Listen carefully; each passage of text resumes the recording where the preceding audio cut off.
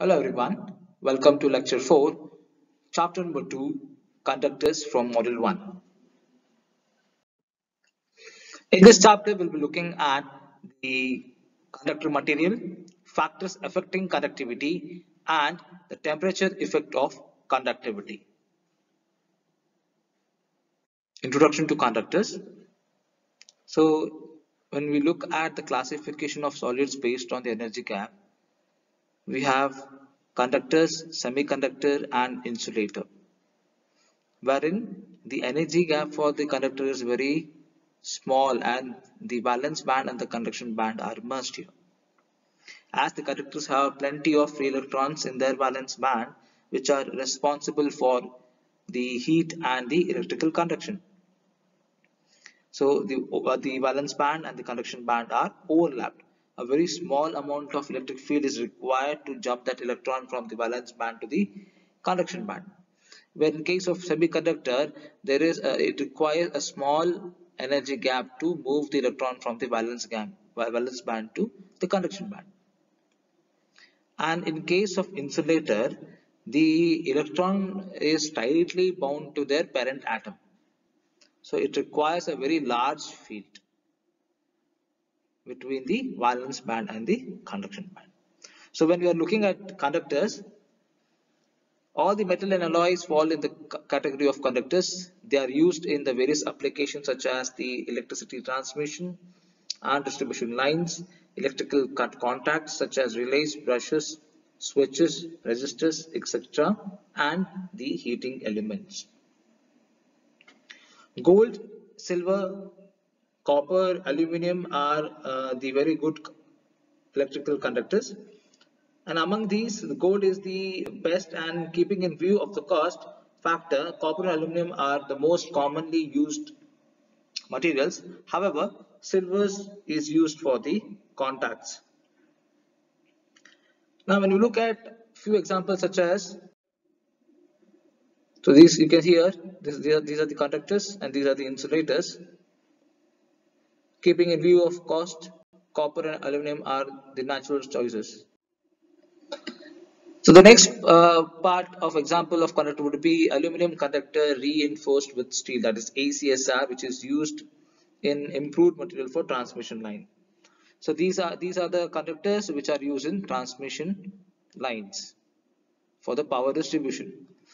The second example would be the oxygen free high conductivity copper conductor, which is very much suitable for the low temperature applications with high purity of copper, whose resistivity is 1 into 10 to the minus 10 ohm at 4.2 Kelvin and 0 electric field.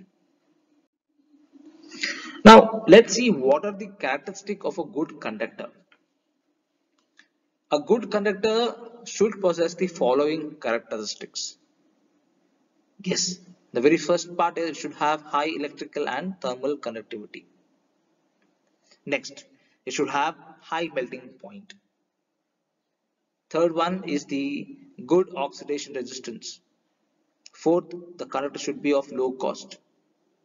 Fifth, it should be of good wear and abrasion resistance, that is corrosion resistance. Sixth would be a better mechanical property. So these are the properties which are possessed by a good conductor.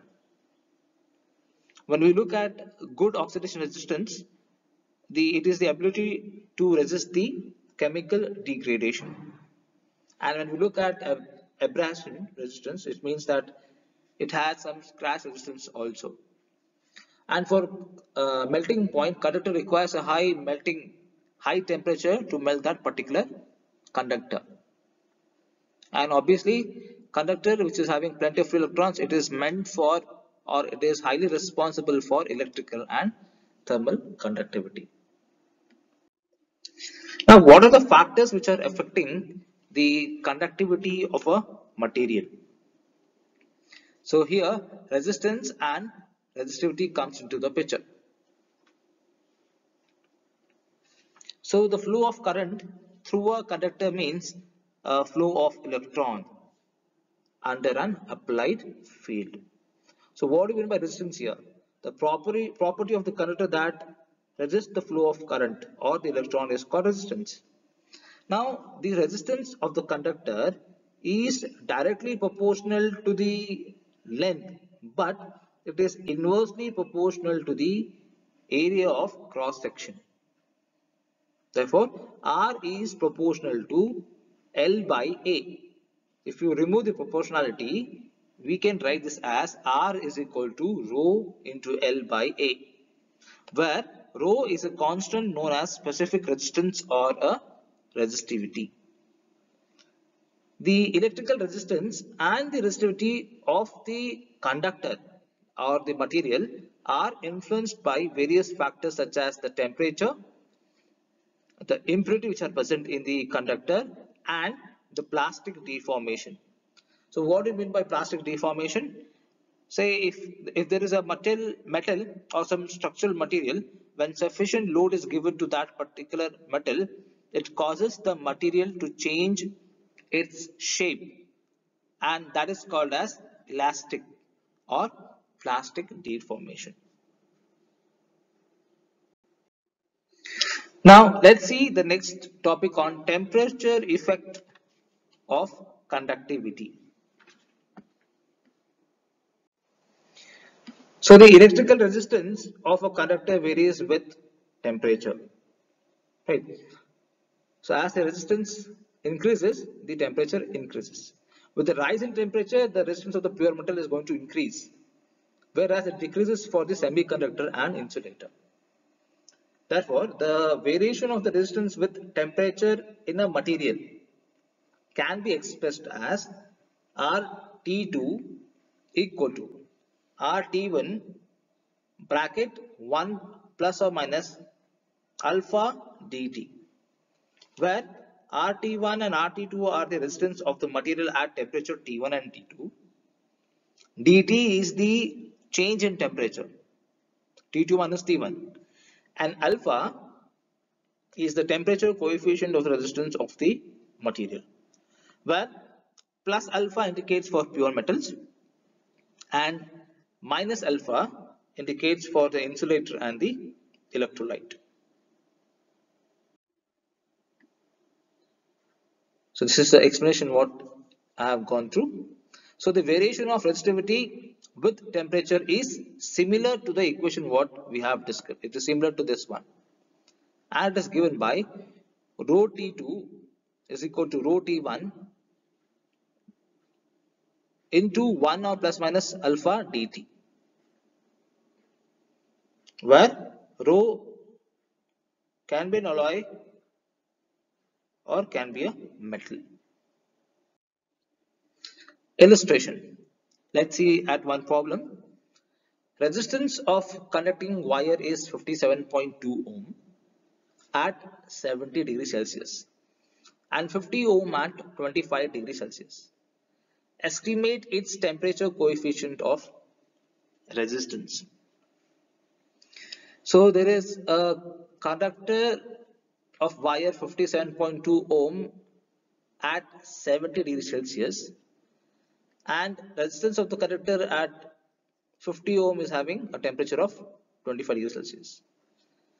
So by this equation what we have seen, RT is equal to R naught into 1 plus alpha T. So the above equation can be written with respect to the temperature of 70 and 20. So R25 is equal to R naught bracket 1 plus alpha of T, that is 25. R70 is equal to R naught of 1 plus 70 alpha. Now we are going to divide the equation 1 and 2.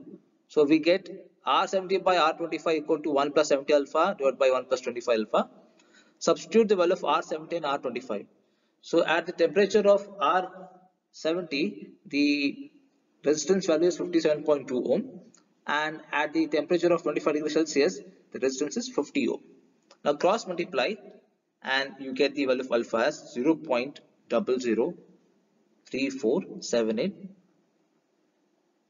Right? So this is how you are going to calculate the coefficient, temperature coefficient. So the next part would be the Nordium equation for impurity and alloying effects on resistivity. So the impurity are present in a solid solution which are going to cause some local disorder. These induces scattering of electron which results in their mobility. Hence the electrical conductivity increases. So the effect of alloy or an impurity on resistivity may be determined by Nordheim equation given as rho A is equal to rho M plus C into rho L, where rho A is an alloy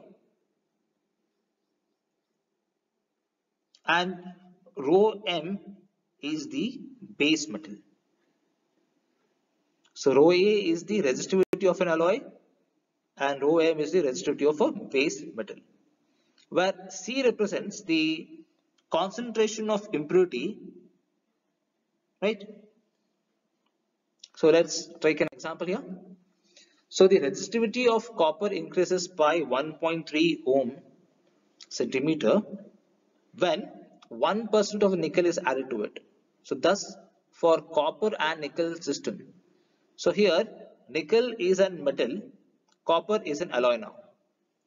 So a combination of rho of Cu and nickel, that is copper and nickel, this can be written as equal to rho Cu plus C into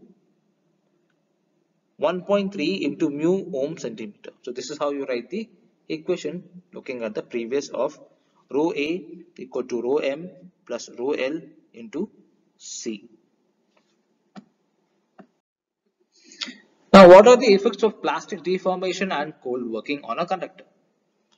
Now when the materials are plastically deformed, that is the materials get strained or get some toughness, they get hardened and the number of dislocation increases.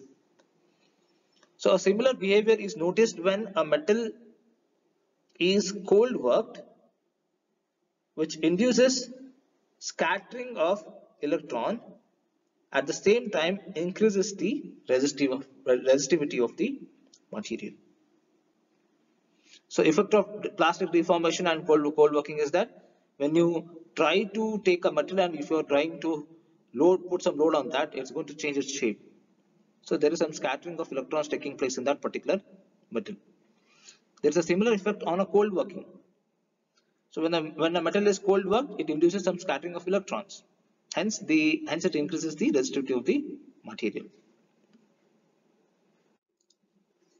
Mathelin's rule of total resistivity. So according to Mathelin's additive rule, the total resistivity of a material. So the total resistivity of the material is the sum of the thermal based, that is rho T, impurity based and the plastic deformation based resistivity. So when we look at thermal based, it is thermal agitation of the metal ions of the lattice. Impurity based in the sense resistivity due to the presence of imperfection in the crystal.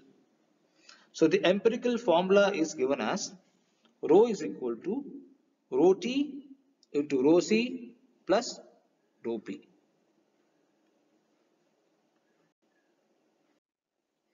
Let's take an example here. So the resistivity of a copper is 0.015 ohm meter at 300 Kelvin.